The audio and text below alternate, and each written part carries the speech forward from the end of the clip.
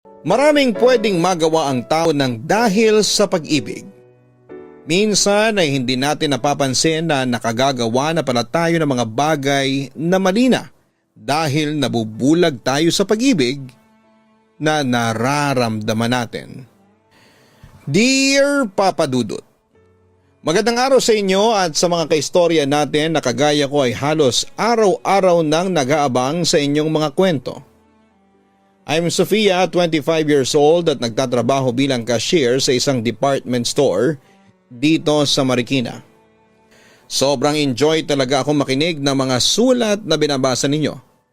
Madalas ay naiiyak pa ako, hindi lang dahil sa kwento, kung hindi dahil na rin sa galing ng inyong pagkakabasa. Kaya naman naisipan ko rin na magbahagi ng kwento ngayong araw. Papa Dudut, nakilala ko si Kate kung saan ako nagtatrabaho dati bilang sales clerk. Magkabatch kami sa training at siya ang una sa mga pinaka-nakaklose ko. Ang dami kasi namin mga bagay na napagkakasunduan. Mga damit, makeup at pati na rin pagdating sa mga tipo ng lalaki. Kaya nga natuwa na rin talaga ako nang maging magkapareho ang schedule namin sa trabaho. Dahil doon ay mas lalo kaming naging close sa isa't isa. Hi Sofia, hi Kate, bati ni Andrew sa amin. Ang pinakabago sa trabaho at pinakagwapo rin. Hi Andrew, bati naman ni Kate. Uy, kumusta ang second week mo dito sa trabaho? Nakangiting tanong ko. Ayos naman at mukhang hindi ako mahihirapan. Sofia, thank you nga pala sa pagtulong mo na mahanap ko yung isang stock ng sapatos na pinapahanap ng supervisor kanina. Kung hindi mo ko tinulungan, baka napagalitan ako.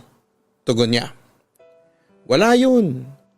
Kabisado ko kasi yung mga item doon sa may pwesto natin kaya halos lahat alam ko kung saan nakalagay. Wika ko. Thank you. Kinabahan ako kasi akala ko mapapagalitan na naman ako kagaya nung isang linggo. Babawi na lang ako sa iyo next time. Ililibre kita ng halo-halo kapag nagkasabay ang lunch break natin. Nakangiti pang sabi niya. Ano ka ba? Hindi mo kailangan gawin yun. Wika ko. Basta babawi ako sa iyo. O sige, babalik na ako sa trabaho at baka ma-overbreak pa ako. Bye sa inyo. Paalam niya bago umalis sa harapan namin. Grabe, ang gwapo talaga ni Andrew, no? Kinikilig na wika ni Kate. Sobra, ang lakas makaartista ng muka. Pagsang-ayon ko naman. Ang swerte ng magiging girlfriend niya kasi ang daming nagkaka-crush sa kanya dito sa office. Basta Sofia, kung sino man sa atin ang ligawan niya, walang samaan ng loob ha, wika niya. Oo naman, walang lalaki ang makakasira ng friendship natin. Kaagad na tugon ko. Papadudod si Kate na nga ang naging best friend ko sa trabaho. Sa halos isang taon na pagkakaibigan namin ay wala kami halos pinag-awayan. Kilala na nga ako ng pamilya niya at kilala na rin siya ng pamilya ko bilang best friend ko. Marami ring naiinggit sa amin sa trabaho kasi ang tibay raw ng friendship namin, lalo na nang sabay pa kaming maregular. Kaya nga natutuwa ako kasi si Kate talaga ang kauna-unahang naging kaibigan ko sa first job ko. At dahil parehong malayo ang inuuwian naming bahay, nagdesisyon kami na magsama na rin na umupa ng isang apartment na para sa aming dalawa. Papadudot, regular na kami noon sa trabaho nang makilala namin si Andrew. Bago lang siya sa department namin bilang checker at talaga namang karamihan sa aming mga babae ay kinikilig sa kanya. Artistahin kasi ang datingan ni Andrew. Matangkad, maputi, maskulado tapos ang ganda pa ng ngiti niya. Kaya nga pareho rin kaming kinikilig sa kanya ng best friend at katrabaho kong si Kate. Lalo na kapag binabati kami ni Andrew. Pero hanggang crush lang naman yon at kagaya ng sinabi ko ay alam ko na walang lalaki ang makakasira ng friendship naming dalawa, Papa Dudut. Hi Sofia, pauwi ka na ba? Tanong ni Andrew nang makalapit sa akin. Oo, kaya lang hinihintay ko pa si Kate kasi may binabalikan siyang gamit sa locker room. Tugon ko. Sakto pala kasi wala kang kasama ngayon. Pwede kitang masolo at makausap ng masinsinan. Nakangiting wika niya. Bakit mo naman ako gustong masolo? Pigil ang kilig na tanong ko. Ang totoo, may gusto sana akong sabihin sa'yo. Kaya lang nahihiya ako. Panimula pa niya. Huwag ka lang mahiya, ano ba yon? Tanong ko pa. Sofia, ano kasi may gusto kasi ako kay Kate. Pagtatapat niya. Ha? Anong sabi mo? Gulat at pigil ang inis na tanong ko. Ang sabi ko may gusto ko kay Kate sa kaibigan mo. Wika pa niya.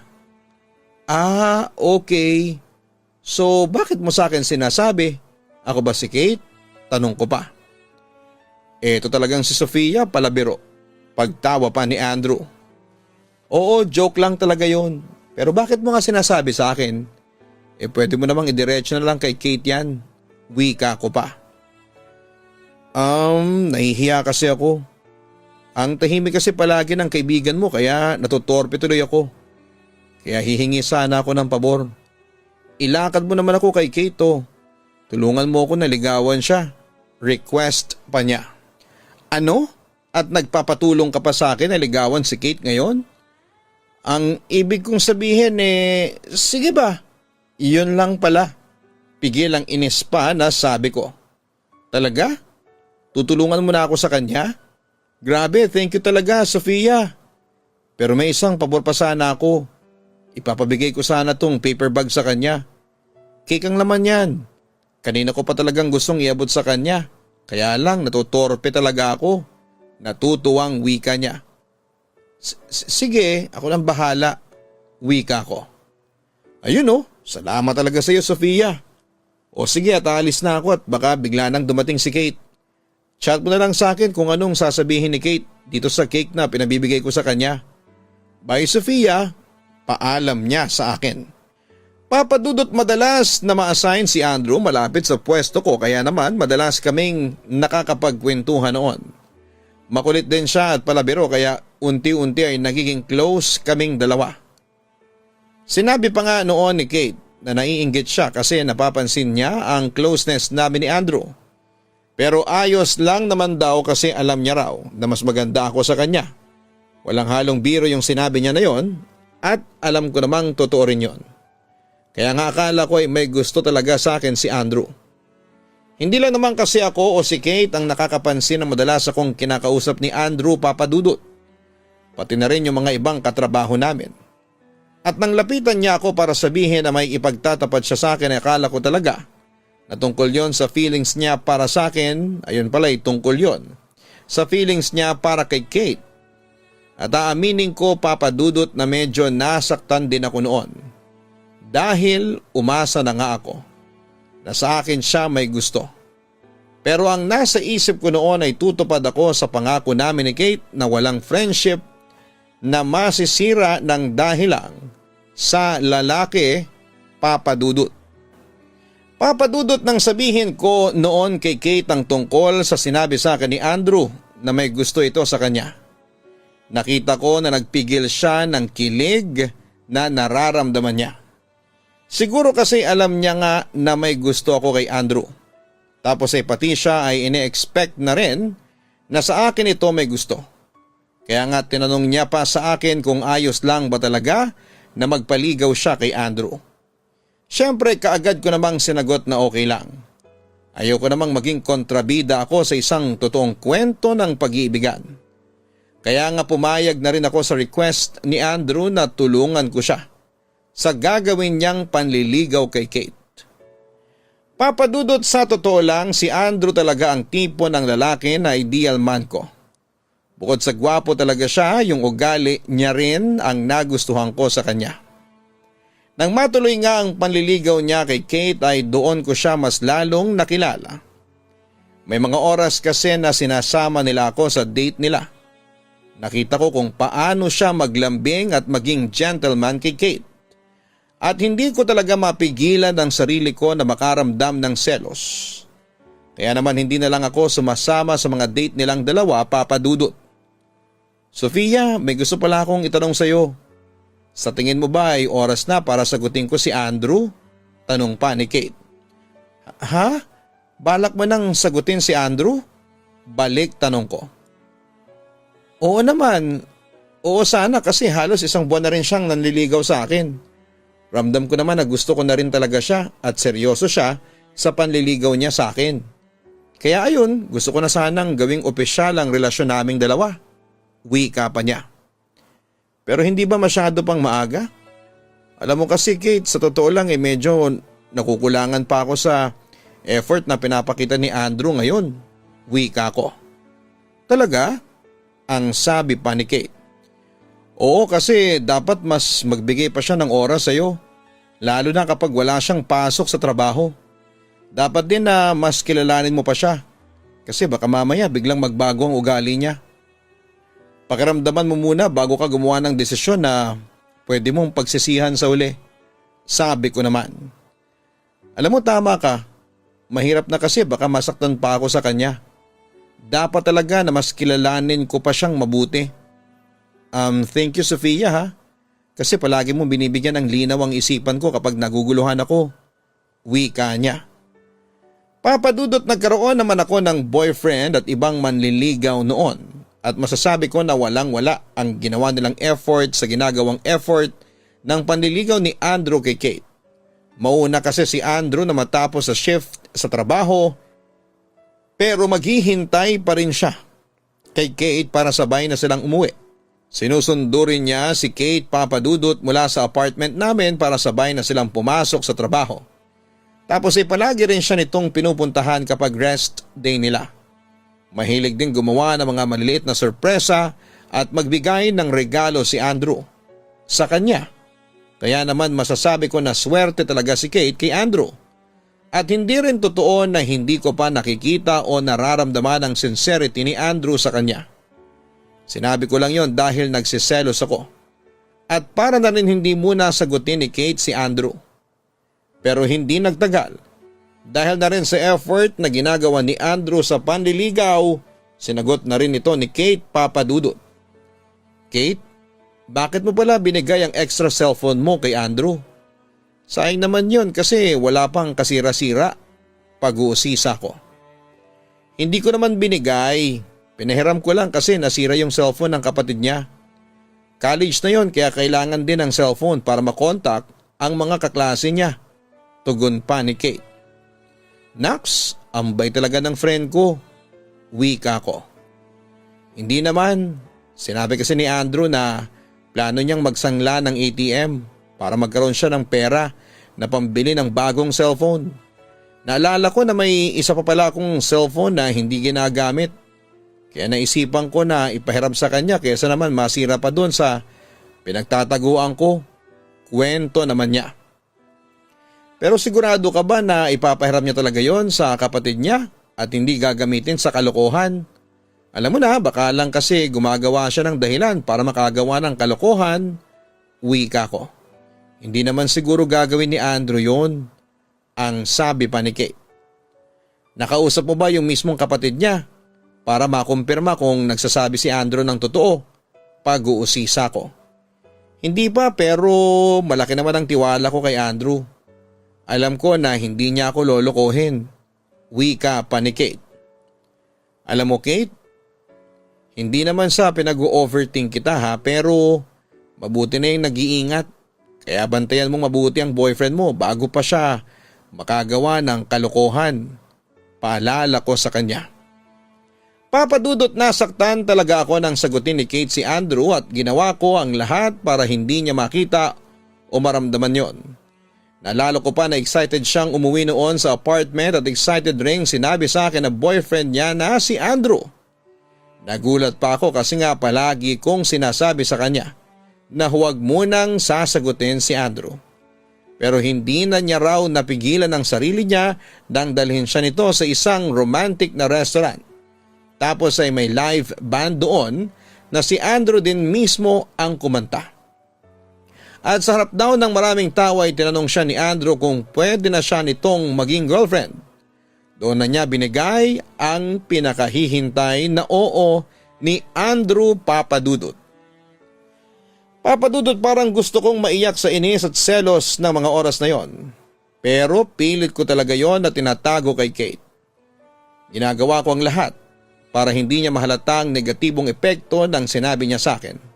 At pinaramdam ko sa kanya na masaya ako kasi alam ko na masaya ang puso niya. Kaya lang ay may mga bagay ako na hindi mapigilan na gawin noon. Yon ay ang bigyan ng dahilan si Kate para mag-isip ng hindi maganda sa relasyon nila ni Andrew Papadudut. Papadudut, hindi na regular si Andrew sa trabaho namin pero kaagad naman siyang nagkaroon ng bagong trabaho. At dahil po doon ay hindi na sila araw-araw na nagkikita ni Kate. Sinabi noon ni Kate sa akin na naninibago raw talaga siya kasi nasanay siya na palagi silang magkasama ni Andrew. Ang sabi ko sa kanya kung seryoso si Andrew ay gagawa ito ng paraan para magkita at magkasama sila. Kaya lang ay nahirapan yatang mag-adjust si Andrew sa bago niyang trabaho. At hindi talaga ito madalas na nakakadalaw na sa apartment namin. Hindi na rin tuloy sila madalas na nakakapag-date ni Kate. At ginamit ko ang pagkakataon na yon para guluhin ang relasyon nilang dalawa.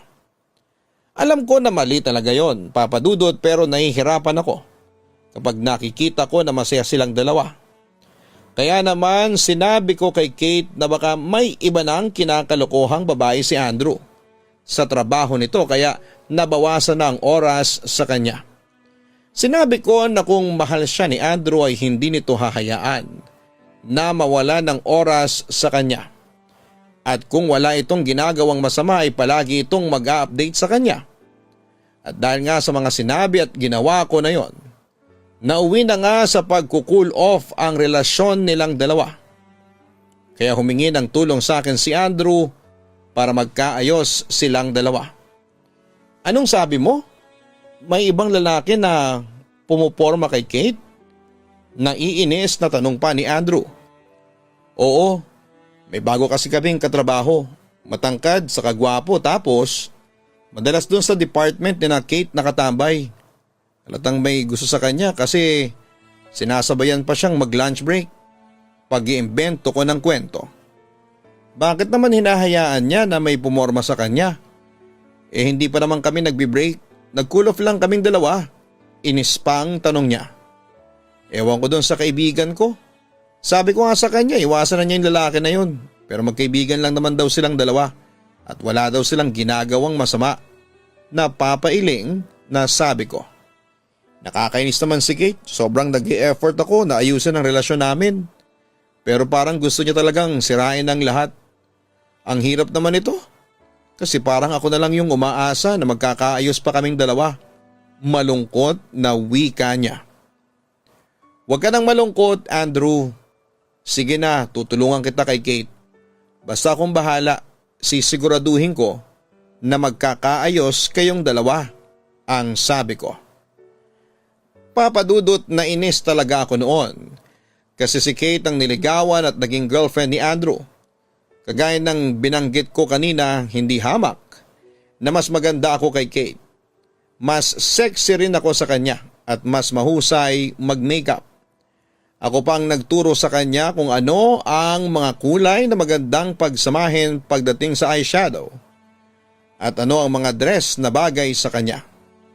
Alam ko at sigurado ako na hindi hamak na mas lamang ako kay Kate pero ang isang boring na kagaya pa rin niya ang piniling ligawan ni Andrew. Kaya naman hindi ko na talaga napigilan ang sarili ko na maging kontrabida sa relasyon nila. At aaminin ko na natuwa talaga ako nang malaman ko na nag-cool off na silang dalawa. At nang lapitan nga ako ni Andrew, hindi ko na rin napigilan ang sarili ko na gumawa ng kwento tungkol kay Kate. Ayaw ko talagang maging masaya sila kaya damay-damay na sa sakit na nararamdaman ko noon, Papadudot. Kate, ang totoo, may hindi kasi ako sinasabi sa'yo. Kahapon, nang mag-grocery ako, nakita ko ulit silang dalawa na magkasama. Ang sweet-sweet nga nila tapos nakapway pa si Andrew doon sa babae. Wika ko kay Kate. Hindi totoo ang mga sinasabi ko pero yon ang gusto kong palabasin. Bakit hindi mo kagad sinabi sa akin yan? Tanong pa niya. Hindi ko rin kasi alam kung paano ko sasabihin sa'yo. Basta ito lang ang sigurado ko. Niloloko ka lang talaga ni Andrew kaya dapat na hindi mo na siya balikan pa. Wika ko pa.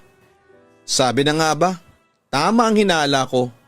Sinisiraan mo talaga ako kay Kate Sofia? Ang sabi naman ni Andrew na bigla na lamang lumitaw noon sa tabi namin. Andrew? Bulalas ko. Ano ulit yung sabi mo kanina? Nakita mo ko na may kasamang ibang babae na inakbayan ko pa? Grabe, ang galing mo rin talagang gumawa ng kwento. Inis na sabi pa niya. Teka, hindi ko maintindihan Sofia. Anong sinasabi ni Andrew? Baling sa akin ni Kate. Kate, matagal na tayong niloloko ng kaibigan mo na yan. Matagal niya nang sinisirang relasyon nating dalawa. Nung isang araw lang kinausap ko siya para tulungan ako na makapagpaliwanag sa'yo. Pero ang hindi ko alam, puro paninira lang pala ang sasabihin niya sa'yo. Ano Sofia? Tama ako hindi ba? Matagal ka nang may gusto sa akin kaya gusto mong masirang relasyon namin ni Kate. Baling sa akin ni Andrew. Sofia, totoo ba yung sinasabi ni Andrew? Tanong pa ni Kate. Bigla akong natameme noon habang may namumuong pawis sa noo ko. Umaming ka na kasi. Matagal na kitang nahalata. Hindi ko lang pinapansin nung una dahil kaibigan ka ni Kate. Pero tama pala talaga ang lahat ng hinala ko sa iyo, ano? Bakit hindi ka makapagsalita dyan? Umaming ka na, Sofia. Wika pa ni Andrew. Oo na, tama na lahat ng sinabi mo Andrew. Pero nagawa ko lang naman yun kasi nasasaktan ako. Dahil mas pinili mo si Kate kesa sa akin. Kahit mas nauna naman tayo naging close. Kahit alam ko na mas lamang ako sa kanya, pasigaw na pag-amin ko. Pero hindi mo man lang ba naiisip na nasasaktan din ako dahil sa ginawa mo na yan? Sofia, tinuring kitang kaibigan. Tunay na kaibigan ko tapos eto lang palang igaganti mo sa akin. Ang sama ng ugali mo. Wika ni Kate.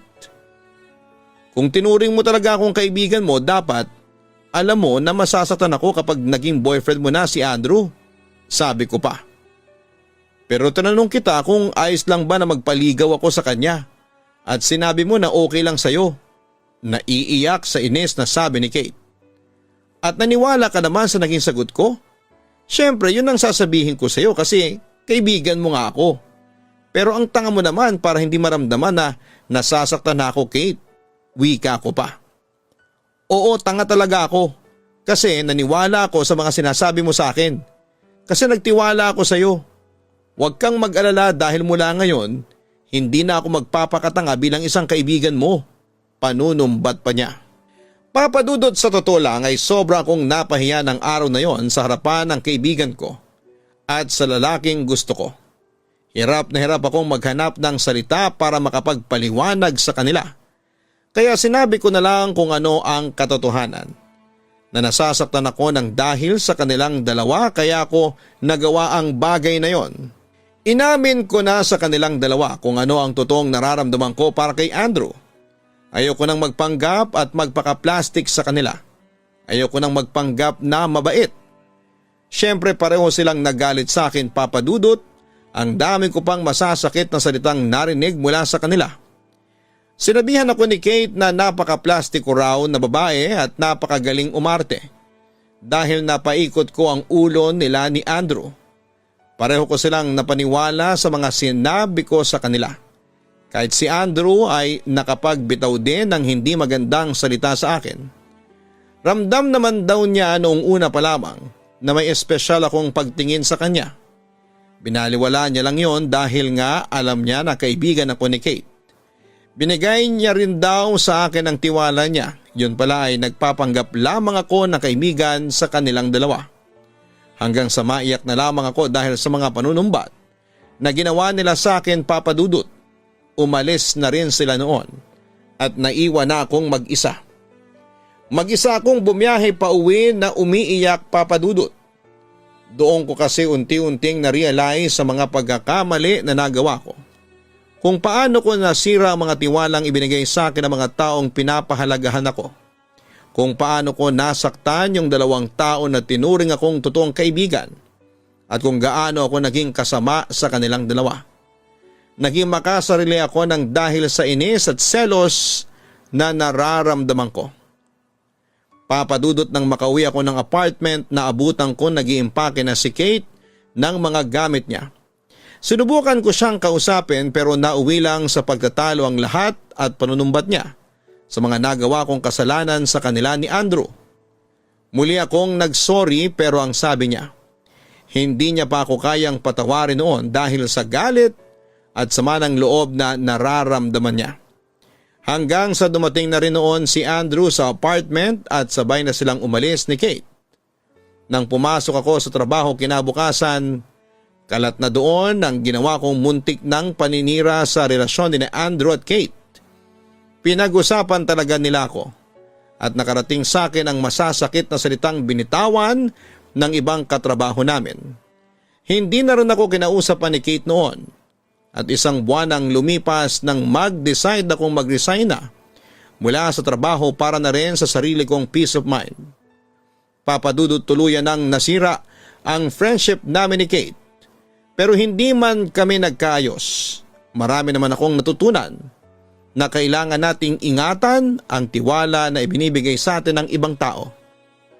At hindi tayo dapat magpadala sa galit, inis o selos na nararamdaman natin. Hindi natin yon dapat na ginagamit para makapanakit tayo ng ibang tao. Dito ko na po pala tinatapos ang sulat ko. Yours truly, Sofia. Maraming salamat Sofia sa pagsulat mo dito sa aking YouTube channel. Alam mo normal naman sa atin ang masaktan. Lalo na kapag hindi nasusuklian ang pagmamahal na ibinibigay natin sa isang tao. Ayun nga lang ay hindi ka dumaan sa tamang proseso ng pagtanggap sa sakit at kabiguan na naranasan mo. Kaya ang naging resulta ay nasaktan mo ang mga taong pinahalagahan ka sa buhay nila. Pero alam ko naman na napagtanto mo na rin ang naging pagkakamali mo sa nangyaring ito sa buhay mo. Kung hanggang ngayon ay hindi pa rin nagiging maayos ang nasirang samahan ninyo ni Kate, alam ko na darating ang araw na kusang maghihilom ang sugat na nagawa mo sa kanila. Tawagin niyo na lamang po ako sa pangalang Rava at mahilig akong umakyat sa bundok. Tamad na pinindot ko noon ang alarm clock mula sa aking bedside table sa 5 pagkakataon na patuloy na nagbibibas mula sa 3:00 ng umaga. Ngayon ang alarm clock ko ay nagbibibip ng 4:30 na ng umaga. Mabilis akong bumangon mula sa aking kama nang makita ang oras na nagbibip mula sa pagod na alarm clock. July 30 anniversary. Tahimik ako nakatingin sa cellphone ko nang makita ang daily reminder sa aking kalendaryo. Binuksan ko ang messaging app at mabilis na sinuri ang aking mga mensahe upang hanapin ang numero na matagal ko nang tinetext sa loob ng 2 taon. Happy anniversary, love. Papunta na ako sa tagpuan. May gusto rin akong ipaalam mamaya. Isanarado ko ang cellphone ko bago ito nilagay sa aking kama at pumasok sa banyo. Nagbabad ako sa malabig na tubig sa bathtub ng halos 10 minutes upang magising bago naligo. 30 minuto ang lumipas, pumasok na ako sa aking closet na nakasuot ng bathrobe. Isinuot ko ang black fitted leggings, gray compression shirt at white hiking shoes. Tinas ko rin ang aking buhok sa isang mahigpit na ponytail bago kinuha ang hiking bag at nilagyan ito ng mga gamit. Extra clothes at towels dahil tiyak na papawisan ako. Power bank para sa aking telepono, flashlight, blanket, pagkain at tubig. Hello babies! Huminto ako sa harap ng malaking aquarium sa aking sala. Tinitingnan at tinuturo ang aking mga goldfish. Buwaba ang mga ngiti sa aking labi nang may iba akong naisip tungkol sa mga isdang tinititigan ko. Binaba ko saglit ang backpack sa sofa at kinuha ang lalagyanan ng pagkain ng aking mga alagang isda. Babalik din ako mamaya. Paalam ko sa mga ito bago isakbit sa isang balikat ng aking backpack at naglakad palabas ng bahay na ipinamana sa akin ng yumaong mga magulang. My parents died when I was 19 because of a car accident. Inside those 5 years na nangungulila ako sa magulang, isang tao lamang ang nanatili at nag-alaga sa akin. Kaso nga lang, nawala na rin siya. Aga mo, Rava. Napalingon ako sa kapitbahay kong lumabas ng balkonahe habang sinasarado ko ang pintuan ng bahay. Ang matandang babaeng solo din na nakatira doon at bata pa lamang ako ay kilala ko na rin siya kaya't naging malapit na rin ako sa kanya. Magandang umaga po, Nay. Hiking po. Magalang kong sagot dito habang may matamis na ngiti sa labi.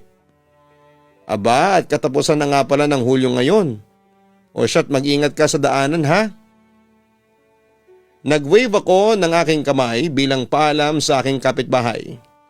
Bago pumasok sa aking kotse, inayos ko ang mga gamit sa likuran bago ayusin ang sarili sa driver's seat. Hinaplos ko ang krus na nakasabit sa aking rear view mirror upang humingi ng gabay bago ko ilabas ang kotse mula sa garahe. 5:20 ng umaga nasa tamang oras ako upang masaksihan ang pagsikat ng araw sa kalangitan. Ang init ng gintong sinag ng araw ay tumama sa kanang bahagi ng aking mukha habang nagmamaneho patungo sa drive-thru ng isang fast food chain upang kumuha ng agahan. Good morning, ma'am. What can I get for you? Hi, morning. Can I get 1 plain cheeseburger, a hash brown and large orange juice please? Anything else, ma'am? That would be all. Next window na lang po. Hindi naman ako naghintay ng matagal dahil maaga pa at walang masyadong tao. Pagkatapos kunin ang aking pagkain ay nagmaneho ako mula sa drive-thru at nagpatuloy sa aking biyahe patungo sa aming tagpuan habang kinakain ang aking mga pagkain. Nagsimula akong magmaneho ng tahimik nang biglang tumugtog ang aking paboritong kanta sa radyo ng kotse. Ngumiti ako habang binubuksan ang bintana ng kotse at ang sunroof para makapasok ang hangin na agad na pumaligid sa aking buhok. Malaya akong kumanta ng buong puso habang kinakain ang aking pagkain hanggang sa muntik ko nang mabangga ang isang kotse na biglang sumulpot mula sa kung saan. Mabuti na lamang at mabilis ang aking kamay at naikiling agad ang kotse upang hindi bumangga. Sa inis ko ay tinanggal ko ang seatbelt at bumaba ng kotse upang harapin ang muntik ko nang makabanggaan. Anong problema mo? Sigaw ko sa kotse na nakatigil din. Napahinto ako ng isang gwapong lalaki na kasing edad ko ang lumabas mula sa sasakyan. Hindi ka ba marunong tumingin sa daan? Panimula ko. Nakita mo ba ang kotse ko? Pero hindi ka tumigil. Kung gusto mong magpakamatay, please, isantabi mo na lang ako dahil gusto ko pang mabuhay. Nakatayo ang lalaki doon ng tahimik habang tinitignan ako. Lalo lang nagpatindi ng aking inis dahil pakiramdam ko ay para lang itong nangaasar. What? Hindi ka man lang ba magsasabi ng sorry? Nakataas ang kilay na tanong ko. Halatang inis na talaga ako noon, Papa Dudut. Look miss, tugon ng lalaki, ang tono niya ay kalmado pero matatag. Nakanguso na yung unahan ng kotse ko sa daanan. Naka-on ang signal lights ko. Ikaw yata ang distracted at hindi nakakapansin sa dinadaanan mo. Tingnan mo yung kotse ko. Paliko na ako. Napatingin ako sa kotse ng lalaki. Mukhang galing ito sa isang gasoline station at pabalik na ulit sa kalsada nang muntik na kaming magkabanggaan. Napalunok ako nang mapagtanto ko na baka nga may kasalanan din talaga ako. Kung hindi ka naman nasaktan o ano, pwede bang mag-move on na tayo? Kasi may mas importante akong pupuntahan ngayon. ang sabi pa ng lalaki. Hindi ako sumagot at basta na lamang tinalikuran ito upang balikan ang aking kotse na nasa tabi ng kalsada. Dahil po sa aksidente, hindi ko na nagawang tapusin ang pagkain at bumalik na lamang sa tahimik na pagmamaneho. Halos 30 minutes ang lumipas at sa wakas ay naabot ko na ang aking destinasyon, ang aming tagpuan.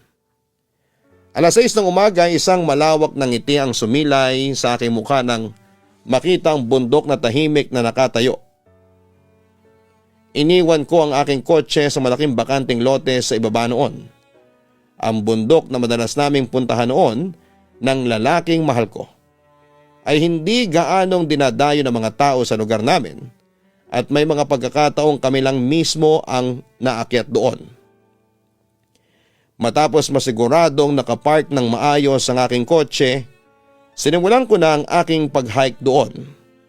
Dahil sanay na at ilang beses nang nakapunta ay hindi ko na kailangan ng kahit na anong uri ng palatandaan upang hindi maligaw. Kumpiyansa ako sa daan na tinatahak ko. Naglagay ako ng aking AirPods at nagpatuloy ng aking paboritong playlist. Habang humuhuni at kumakanta, 1 oras at kalahati ang lumipas at nakaramdam na ako ng pagod. Sakto naman nang makakita ako ng malaking bato na pwedeng maupuan at makapagpahinga saglit. Inilabas ko ang buong tinapay at inumin upang kumain habang nagpapahinga sa harapan ng mahangin at maaliwalas na tanawin. Nasa kalahati pa lamang ako ng tinatahak na bundok kaya't kailangan din na mag-ipon ako ng lakas. Sa kasamaang palad at hindi inaasahan ay biglang dumilim ang ulap na badya ng pag-ulan. Agad kong inayos ang gamit saka muling naglakad para maghanap ng pwedeng masilungan. Ngunit inabot na ako ng malakas na pagbagsak ng ulan. Ang daan ay naging maputik na dahilan kaya't naging madulas ito, Papa Dudut. Shit! Sambit ko nang madulas na nga ako. Aray! Hindi agad ako nakatayo nang makaramdam ng matinding sakit. Unang bumagsak ang balakang ko, kasabay ng pagtuon ng kamay ko sa isang matalas na bato na naging sanhi ng sugat sa kamay ko. Shit! Naiyak na lamang ako habang dumadaing. Miss, are you okay? I heard a familiar voice from behind. Pero hindi ako kumilos kaagad. Namalayan ko na lamang na may presensyang tumigil sa harapan ko at dinaluhan ako sa pagkakaupo. Miss? Ikaw? Gulat na bulalas ko. What are you doing here? Tanong niya. Para akong napasong lumayo nang mapagtantong nakahawak ang lalaki sa braso ko para tignan kung ayos lamang ako. What are you doing here? Stalker ka, no? Sinusundan mo ako. Bulalas ko. Matagal na natigilan ang lalaki. Me, stalker? Ako? Natatawang wika niya. Hindi ako makapaniwalang pagkakamalan pa akong stalker sa intensyong kong tumulong sa iyo. Miss, ikaw na nga itong tinigilan ko para tulungan. Pagbibintangan mo pa ako ng kung ano-ano? Bakit? May pangalan mo ba itong bundok na ito at ikaw lang ang pwedeng mag-hiking? Pinaikot ko ang mga mata ko sa inis. Sinubukan ko ulit tumayo. This time ay humawak ako sa isang malapit na puno para unti-unting makatayo kaso'y talagang masakit ang balakang ko. Pati na rin ang paa kong napilay sa pagkakadulas. Kaya napabalik ako sa pagkakaupo sa maputik na daanan. Buisit, bulong ko sa sarili ko at sumuko. See? Hindi mo naman kayang mag-isa. Will you shut up? Inangatan ko ng tingin ang lalaki na kapamewang na nakatayo sa harapan ko. Ang sakit-sakit na nga ng katawan ko, dumagdag ka pa sa sakit ng ulo. If you're here for hiking, then go, mag-hiking ka na. Inirapan ko ito saka tinignan ng paa kong medyo namamagana. Pag minamalas naman talaga bakit ngayon pa? Wala naman kasi akong kaalam-alam na uulan dahil sobrang init ng sikat ng araw kanina. Malas na nga na muntik ko nang makabanggaan ang lalaki kanina tapos pati ba naman sa hiking ay makakasabay ko pa ito. You want me to continue hiking? Sige, ayos lang naman. Ingat ka na lang. Baka mamaya may makasalubong kang ahas. Hindi ka pa naman makakatakbo. Napayuko ang lalaki nang bigla kong batuhin ng maliit na bato. Shut up, will you? Sigaw ko in a panic tone. Iba ang takot ko sa ahas. Ngumiti ng sarkastiko ang lalaki sa akin saka mahinang tumawa. Iiling-iling itong umupo sa harapan ko at itinuro ang likod niya. Come on. Aniyan at tinuro ang likod niya. Ano? Gusto mo bang ipa-scratch ang likod mo? Naguguluhang tanong ko dahil hindi ko alam kung ano ang itinuturo ng lalaki. Sira, nilakihan nito ang aking mga mata at umiling. Sumakay ka sa likod ko. May dala akong first aid kit pero hindi pwedeng dito gamutin yan. Masyadong malakas ang ulan dito. Aniya, tinapik ang aking likod muli. May pagdadalawang isip na tinitigan ko ang lalaking nakatalikod sa akin. Ayaw kong sumama ngunit hindi naalis sa isipan ko ang pananakot nito tungkol sa ahas. Ang mga ahas ang pinakamalaking takot ko. Hindi rin malabong may mga ahas dito dahil nasa gitna kami ng kabundukan at umuulan pa. Labag sa loob kong sumakay sa likod nito at bahagyang umabot ang mga kamay ko sa kanyang leg. Pero nang halos madulas. Halos masakal ko ng lalaki, nakakita ang lalaki ng isang mahabang stick sa daanan. Kaya kinuha yon para gamiting suporta sa maputik na daan hanggang sa natanaw namin ang isang maliit na kubo. Nandito ka na ba dati? Tanong ko. Ilang tao lang ang nakakaalam tungkol sa maliit na kubo na nakatago sa bundok at kung alam ito ng lalaki, masisiguro kung hindi ito ang unang beses niyang umakyat dito. Oo, sagot nito. Nang makarating kami sa maliit na kubo ay maingat akong ibinaba ng lalaki mula sa upuan. Agad siyang lumuhod at dahan-dahang hinawakan ang namamagang paa ko. Sinuri din niya ang tuhod ko at binti ko na puno ng gasgas. Habang ako naman ay taimtim na pinapanood siya. Ayaw ko mang sumama sa lalaking nakiusap ito upang tulungan siya. Nakalimutan ko rin kasi ang aking first aid kit kaya wala talaga akong choice. Ibinaba ng lalaki ang kanyang backpack sa sahig at nilabas ang isang first aid kit. Inuna nitong gamutin ang mga gasgas at sugat sa binti ko, tuhod at kamay ko na tumama sa matatalas na bato. Nang masiguradong malinis na ang lahat ng sugat ay tinakpan ko ito ng gasa para hindi pasukin ng alikabok. Lift your foot, utos niya. Sumunod naman ako at hindi na nagreklamo pa. Kinuha ng lalaki ang isang maliit na tuwalya at ang kanyang malaking bote ng malamig na bote. Binuksan ko ang bote at ibinuhos ang tubig sa tuwalya bago maiangat na pinalibot ito sa paa ko. Mauubos ang tubig mo, mahinang sabi ko. Mas kalmado na ang boses ko kumpara kanina. Okay lang, may isa pa akong bote, sagot ng lalaki. Napagtanto ko na marahil ay nagkamali ako, Papa Dudut, na hindi masamang tao ang lalaki. Maaari na siyang umalis sa ulan kanina dahil sa aking pagsusungit at sa nangyaring insidente. Pero nandito pa rin siya ngayon. Walang pakialam kung madumihan ang tuhod sa pagkakaluhod sa sahig at tinutulungan akong linisin ang mga sugat ko. Thank you.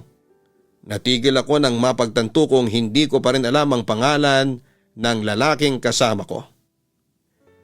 Klein, sagot ng lalaki habang tumingin sa akin. My name is Klein. Hindi ko maiwasang mapalunok ako nang titigan ako ni Klein. Ngayon ay malinaw at malapit ko nang nakikita ang kanyang mukha. Ang perpekto at natatanging ilong, matalim na panga, pinkish na labi at ang kanyang light hazelnut brown na mga mata na tugma sa kanyang natural na tan. Lahat ay perpekto. I'm Rava, Celine. Napaiwas ako ng tingin at hindi ko malaman kung bakit ako nauutal. Nice to meet you, Rava. Tumayo ang lalaki at inilahad ang kanyang kamay at tinanggap ko naman at nagkamay kami. Nice meeting you, Klein. Thank you for helping me and I also apologize for what happened earlier sa may gas station. I admit it, kasalanan ko rin. I was so focused on singing. Nagkatawanan kaming dalawa dahil doon. Well, Miss Little Singer, parinig nga ng boses para malaman ko kung sulit ang pagsusungit mo sa akin kanina. Malakas akong tumawa at itinulak ang lalaki ng pabiro. Baliw! Half an hour later ay tumigil ang pag-ulan. Natahimik ang paligid at halos ang aming paghinga na lamang ang pumupuno sa lugar. Masakit pa rin ba? Tanong ni Klein habang dahan-dahan niyang inalis ang tuwalyang nakabalot sa paa ko. Umiling ako ng maigalawang paa at makitang nawala na ang pamamaga noon. Tingin ko ay kaya ko nang ilakad. Salamat, Klein. Tinulungan ako ni Klein ayusin ang mga gamit ko. Kumain at nagkwentuhan kami habang hinihintay ang pagtila ng ulan kanina. Kaya nagkalat ang mga balat ng pinagkainan. Kaya? Tanong ni Klein habang tinutulungan ako na buwaba sa kinakaupuan. Nang maipatong ang paa, may kaunting kirot pa rin ngunit nakakaya ko ng ilakad.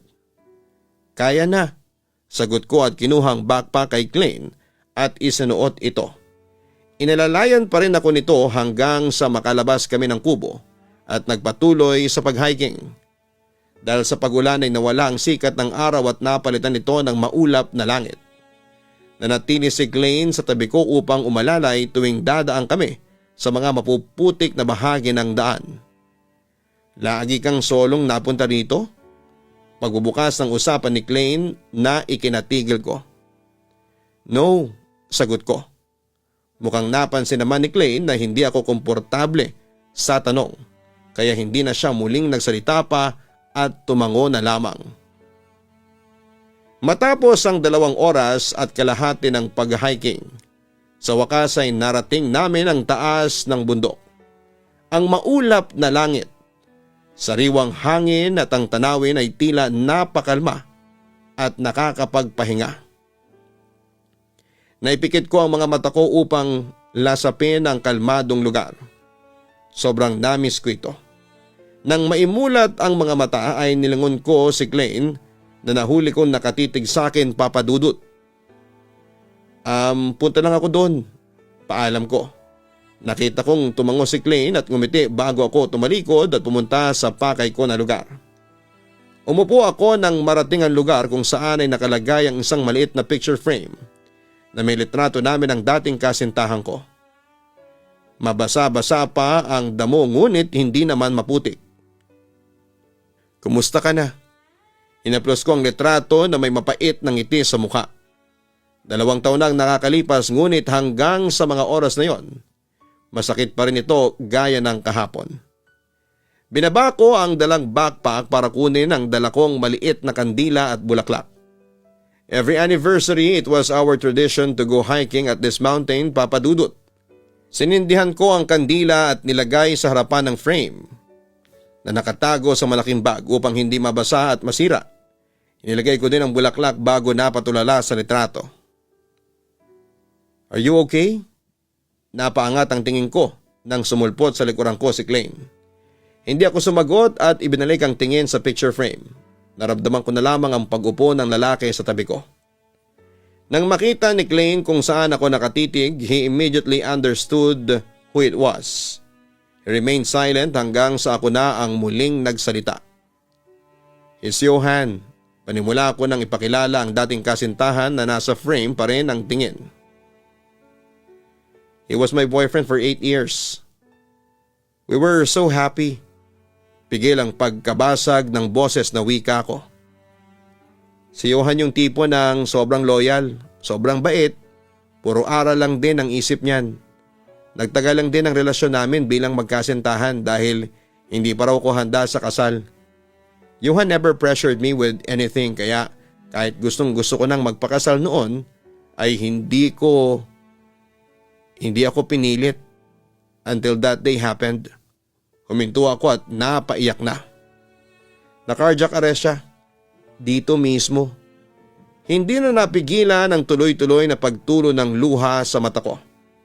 Napasubsob na lamang ako sa sariling tuhod habang bumabalik ang alaala ng lahat. Nanatiling walang imig si Klein pero hinaplos ang likuran ko para pakalmahin ako. Makalipas nga ang 10 minuto ay unti-unti rin akong nakalma. Nanatili ang katahimikan ng buong lugar. Pasensya na kung sayo ko pa na ilabas ang emosyon ko sa ngayon. Pilit ng ngiti ng wika ko habang pinapahid ang aking mga luha. Hindi mo na kailangan humingi ng pasensya. Pareho tayo ng pinagdadaanan. Nilingon ko si Klein. Nawala rin ang mga magulang ko. 4 na taon nang nakakalipas. Hindi rito pero paborito kasi naming puntahan ito dahil mahilig sila sa hiking. Kaya tuwing death anniversary nila, pumupunta ako dito. Pakiramdam ko kasi malapit ako sa kanila tuwing nandito ako. Kwento niya. Natanggap mo na ba? Tanong ko. Ngumiti si Klein at tumingin sa kalangitan. Unti-unti nang lumitaw ang araw. Nararamdaman na rin namin ang mainit ngunit masarap na sikat ng araw sa aming balat. Nasa proseso pa ako, sabi niya. Alam mo ang pagtanggap ay hindi isang bagay na nangyayari kaagad. Ito ay isang sunod-sunod na proseso. Paano ka nagsimula? Alam mo matagal nang may sakit sa puso si Johan. May mga pagkakataon na sinasabi ko sa akin na kung sakaling may mangyari sa kanya, gusto niyang magpatuloy ako. Ayaw niya maging pasanin ko siya. Gusto niyang ipagpatuloy ko ang buhay ko. Paliwanag ko. Umayos ng upo si Klein para harapin ako. Dapat mong simulan sa pagtanggap. Anumang paghilom ay magsisimula sa pagtanggap dahil kung hindi natin tinatanggap ang isang bagay, patuloy itong lalago sa atin. Maaari natin itong ilibing sa loob ng ilang panahon, oo pero hindi natin maitatago ang katotohanan ito ay babalik din. Ang pagtanggap na sila ay wala na ay hindi nangangahulugan na gusto mong kalimutan sila. Mananatili at laging mananatili sila sa ating isipan lalo na sa ating puso. Tinuro niya ang sariling dibdib habang nakatitig sa akin na namumuo na ang luha sa mata. Gagawin ko yon. Salamat Klein. Salamat dahil talagang napapagaan mo ang pakiramdam ko. Pumunta ako kanina rito ng lito at hindi ko alam kung paano magsisimula pero dahil sa'yo, okay na.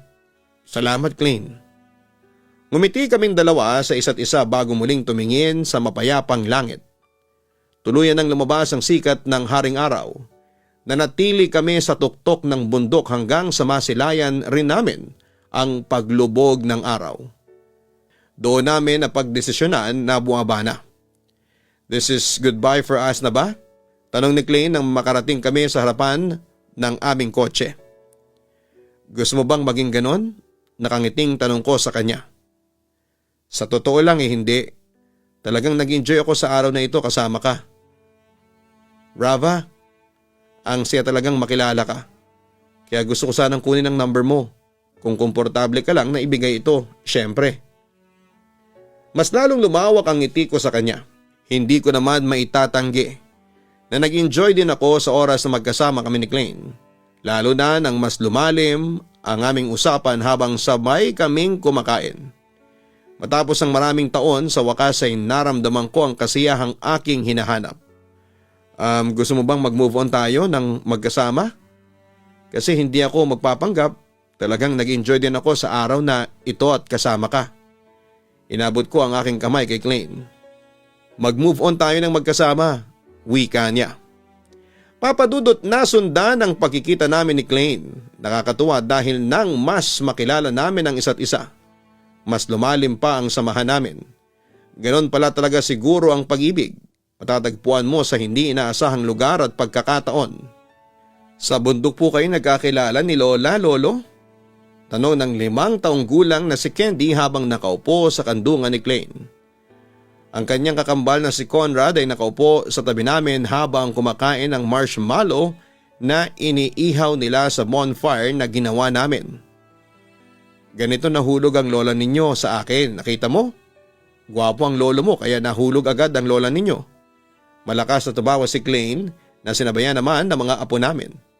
Maraming taon na ang nakalipas noon at may mga apo na rin kami ng asawa kong si Klein.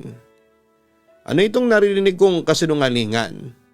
Napatigil sila nang sumulpot ako na nakasuot ng pantulog na may cardigan dahil malamig.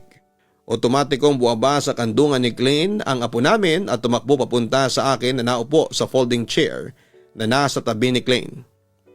Mamita, sinasabi ni Lolo Klein ang kwento ng pag-ibig ninyo. Sabi ni Lolo, dito daw kayo nagkita sa bundok. Tapos sabi niya, gwapo daw po siya kaya daw po kayo na in love sa kanya. Napatawa ng malakas si Klein sa daldal ng apo namin. Nilingon ko si Klein at sinamaan ng tingin kaya mas lalong lumakas ang tawa nito. 30 years nang nakakalipas. Nandun pa rin kami sa tuktok ng bundok. Hindi lang kami, kasama na ang anak at apo namin na magkakasamang umakyat ng bundok. Hindi yan totoo aking baby apo, ang lolo mo ang nahulog sa akin sa unang pagkakataon. Araw-araw yang may dalang bulaklak para sa akin. Hatid sundo pa ako sa trabaho, kita mo? Ang ganda ng mamita mo kaya nahulog agad ang lolo ninyo. Muling tumawa ang mga apo namin. Candy, Conrad, napalingon kaming lahat ng lumabas ng tent na itinayo namin ang anak naming si Kelly na 26 years old na. Masayang kasal at may kambal. Halika na at pasado na sa oras ang tulog ninyo. Kumakain pa kayo ng matatamis. Lumapit ito at inayang dalawang bata na magpaalam muna sa amin ni Klein. Good night, Mamita. Good night, Lolo. Good night, Mamita at Lolo. Kumain tayo ng marami sa almusal bukas.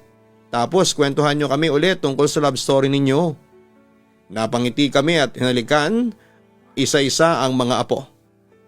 Mapa, ayos na ba kayo? Sigurado ba kayo na komportable kayo sa higaan ninyo? Tanong pa ni Kelly. Oo anak, ano ka ba? Tingnan mo nga ang lalakas pa ng mama at papa mo. Tinaas ni Klein ang manggas ng kanyang pantulog para ipagyabang ang biceps niya.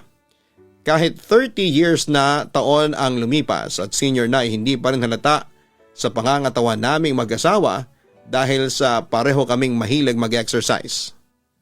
Kayo talaga pa? Basta may kailangan ho kayo ha, tumawag lang kayo. Umalik ang anak namin bago pumasok sa tent kung nasaan ang asawa nito. 30 years na, Han. Malalim na napabuntong hininga si Klein bago ako akbayan. Naisip mo bang kaya pa rin nating akyatin ang bundok na ito pagkatapos ng napakaraming taon? Nilingon ko ang asawa kong nakangiti at nakatitig sa akin. 30 years na mula nang mahulog ako sa iyo. Salamat, Klein. Mahigpit kong hinawakan ang mga kamay niya. Salamat sa pananatili. Salamat sa palaging pag-aalaga sa akin. Mahal kita, Han. Palagi at magpakailanman, sumandal ako sa balikat ng asawa ko at yumakap. Mahal kita, Han. Inalikan niya ang tuktok ng ulo ko kasunod ng mahigpit na yakap. Mahirap mawala ng mahal sa buhay pero lagi nating tatandaan. Hindi tayo hahayaan ng Diyos na magluksa at malungkot sa panghabang buhay. Lubos na gumagalang, Rava. Hindi madaling mawala ng mahal sa buhay lalo na yung tao na matagal nating nakasama pero ano pa man ang mangyari, kailangan nating magpakatatag para sa ating sarili at para na rin sa kanila. Dahil hindi nila gugustuhin na habang buhay tayong malunod sa lungkot at labis na pagdurusa